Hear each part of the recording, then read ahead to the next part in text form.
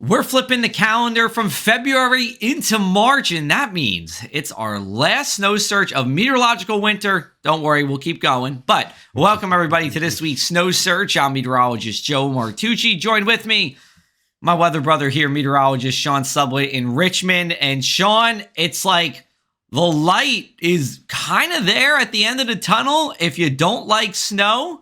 And we're going into what we call climatological spring on March 1st. Yeah, we're getting very close to the end of legitimate snow threats.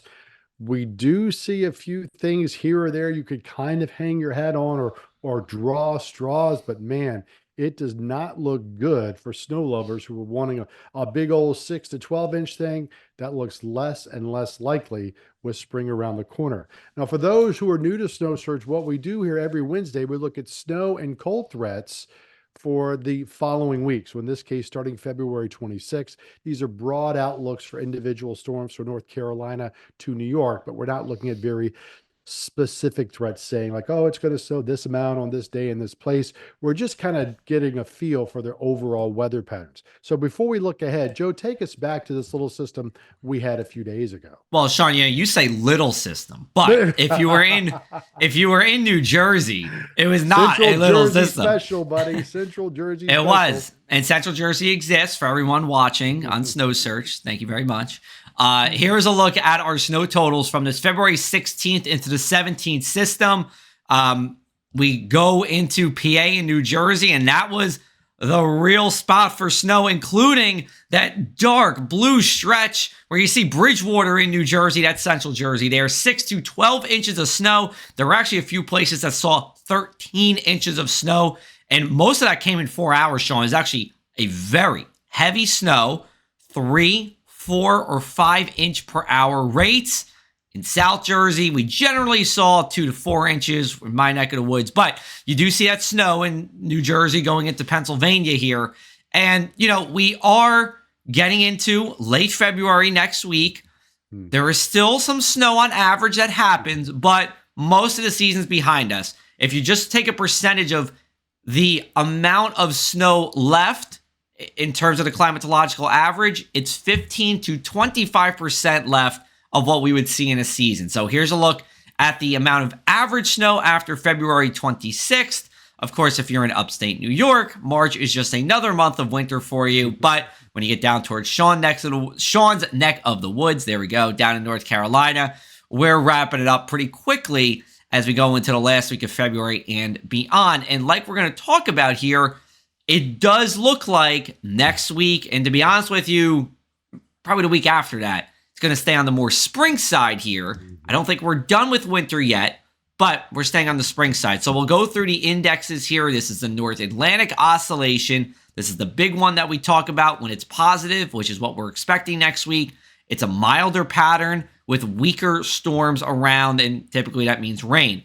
Arctic Oscillation, which is a close cousin of the NAO, pretty much the same story, staying positive. That means the same results. And then we go to the Pacific North American Index here. Now, this is negative, but negative for this means drier and warmer. Now, if you were looking a little bit beyond that blue rectangle that you have on the right-hand side of your screen, you saw that all of these kind of make their way to neutral territory at the end of this, which is around March 7th or so. We will get into that, but for now, if you look at next week, it's going to be more of a spring week than a wintry week from New York all the way down to North Carolina. So, Sean, show us what we're looking at in the mid-levels of our atmosphere. Let's look it up at the jet stream level, the middle levels of the atmosphere, where we're kind of watching how the jet stream flows along. And we'll start the clock here on Monday, the 26th. And a couple of things to take home from this. You see the L's where we have general storm development, but you've got the warmer colors that have gone all the way up into Nebraska, Wyoming. And you look at the lines, they kind of go almost straight from west to east across North America, suggesting that the true cold Arctic air is locked back up into Canada. We move the clock ahead toward the middle of the week. You see this big storm kind of diving into the four corners, and that effectively pumps even warmer air in to the East Coast for the middle of next week. Then that system does make a run at us toward Thursday and Friday, but ahead of that, it's going to be legit warm, 60s, Carolina, Virginia is probably going to be in the 70s ahead of the system. So this looks like all rain as it goes through with very little exception. And then warm air kind of builds back across the Midwest, the plains, the front range of the Rockies. And after a quick spell of cooler weather, it does look warmer again after the 2nd or 3rd of March, with just much weaker systems coming through. Nothing that really lends itself to a legit snowstorm. So as we look at that late week system, let's say Thursday and Friday, 29th and 1st into March, this is likely just occasional rainy periods. And yes, because it's going to be so warm, possible thunderstorms, especially from Baltimore, DC, Richmond, Roanoke, Triad, and even into Western North Carolina. Maybe some snow showers on the back side of this on Friday the 1st, Glens Falls, in the northern part of the Capital District in New York, perhaps Buffalo, northwestern Pennsylvania, maybe Pittsburgh. But man, we think that's really, really going to be a stretch. And then we do think a little longer term, what you alluded to, Joe. This is from the ECMWF. You know it as the European model. These are the weeklies. These are much longer range outlooks, and they're much less specific, but they do suggest that the jet stream flow is going to be a little farther south toward the middle of March, which suggests colder than normal. This is 14th, 16th, 20th of March. But even though it's colder than normal, remember, by then normals are well into the 50s, some places even 60s. So it needs to be a lot below normal if we're going to pull out some snow. But you're trying your best to find any reason just not to shut it off entirely and say winter's over. I'm not going to say winter's over, but like I said on social media, there's not a lot of bite left in it, Joe. Do you think? Yeah, but I will say, as they say, beware of the Ides of March. Yes. Right around March 15th. Where does that come from? Is that like Roman philosophy? That's absolutely Rome. March 15th, 44 BC. I believe that's when Caesar got knifed in the back. There you go. Okay. Well, hopefully no one gets knifed in the back on I hope not. March 15th. My forecasts aren't that bad.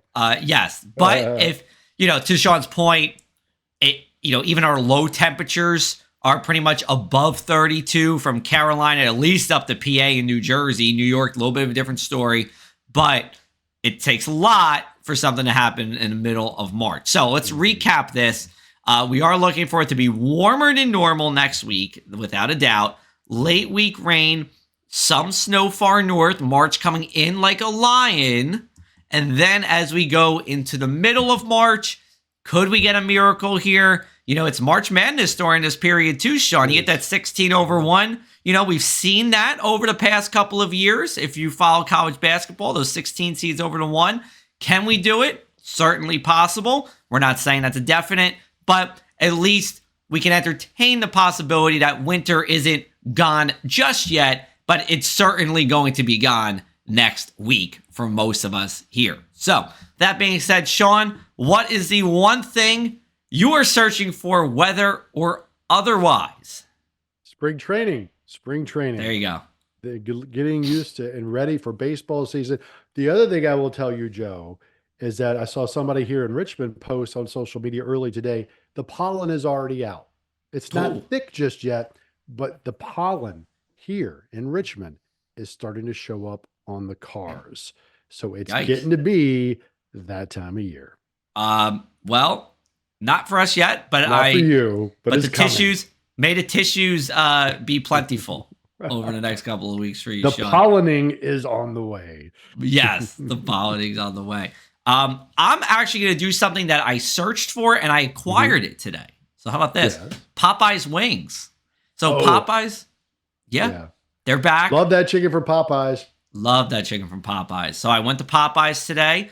I ordered a 6-piece wing. Guess how many wings came in my box? I'm hoping 6. 10.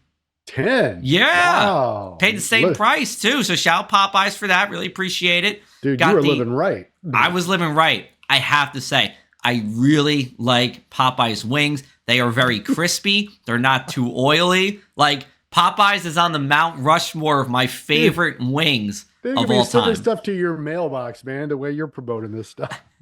Listen, maybe Popeyes wants to sponsor Snow Search. Dude, I'm all about that. I am, as they say, I am here for that. That's it. We can wear the hats, Popeyes earmuffs, God. whatever you want. Popeyes vest Oh. like this. So the possibilities are endless, Popeyes. So let us know. But yes, I got my Popeyes wings. I'm very happy I did. Sean, I would recommend going. Is there Popeyes by you in Richmond? Oh, dude, there's one like a mile and a half from the house. One other thing about Popeyes, I'll say this. It's Lent now. That is true.